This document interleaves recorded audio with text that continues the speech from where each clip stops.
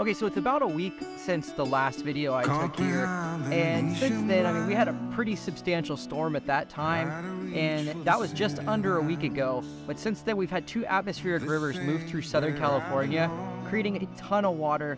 So this waterfall, it doesn't last long, but it should be going pretty good today. It's been more than 24 hours since the last raindrop fell in this area, but I'm confident with the, just by the sound of the water flowing behind me. This was completely absent last time I was here, so I'm really optimistic that there's going to be a lot of photo opportunities along the way. So what I'm basically going to do is work my way up through the trail here. It's about 2 miles long, mile and a half, 2 miles, quite a bit of scrambling, and so I'll just kind of hurry to get to the waterfalls and then take my time coming back and see what I could capture along the way. So with that, we really don't have that much time, so I do want to get started and get as much time as I can on the trail.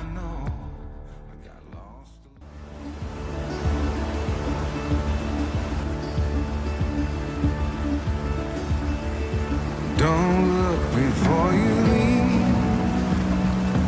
What you give, you get to keep. So long, farewell, bye-bye. Let's have a toast for those lost old lives.